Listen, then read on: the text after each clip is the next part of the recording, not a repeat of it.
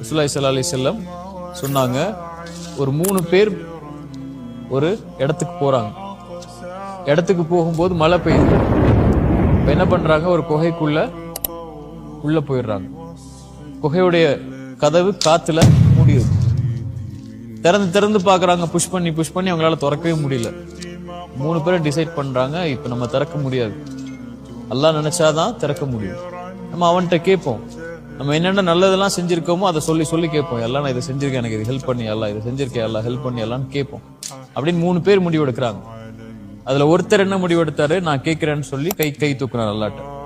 அவர் சொன்னாரு, அல்லாஹ், என் பேரண்ட்ஸ் வந்து ரொம்ப வயசானவங்க, அவங்களால முடியாது, நடந்துலாம் வெளியே வர முடியாது, ரொம்ப வயசானவங்க.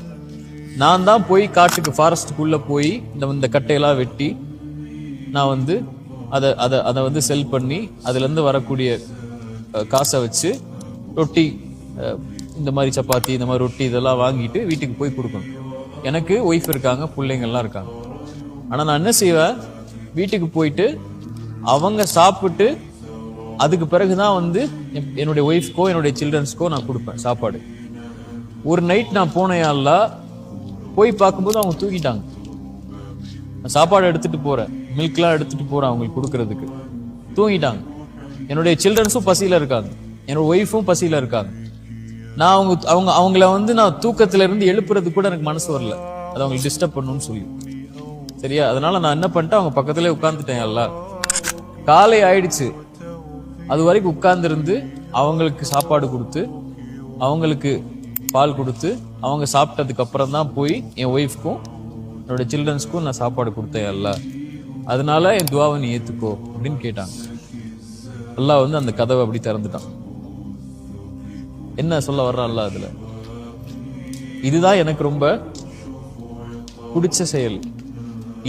இதை நீங்க எக்ஸாம்பிளா வச்சுக்கோங்க. ரசூலுல்லாஹி ஸல்லல்லாஹு அலைஹி வஸல்லம் சொன்னாங்க. இது என்னைக்கோ நடந்த செய்தி, ரசூலுல்லாஹ்வுடைய காலத்துல, இந்த ஜெனரேஷன்ல நடந்த செய்தி இல்ல, இந்த ஏரால என்னைக்கோ ஏதோ ஒரு சமூகத்துல நடந்த செய்தியை ரசூலுல்லாஹி ஸல்லல்லாஹு அலைஹி வஸல்லம் சஹாபாக்களுக்கு சொல்றாங்கன்னா இது எக்ஸாம்பிள். இதுல இருந்து லெசனை லேர்ன் பண்ணி நீங்க வந்து உங்க பேரண்ட்ஸ் கிட்ட எவ்வளவு கண்ணியமா நடக்க முடியுமோ நடந்துக்கோங்க அப்படிங்கறதா அல்லாஹ் ஸல்லல்லாஹு அலைஹி வஸல்லம் நமக்கு சொல்லி கொடுக்குறாங்க. சரியா, இந்த உலகத்துல அல்லாஹ் பக்கத்துல நம்ம போகணும்னா பேரண்ட்ஸை நம்ம பக்கத்துல வச்சிருக்கணும்.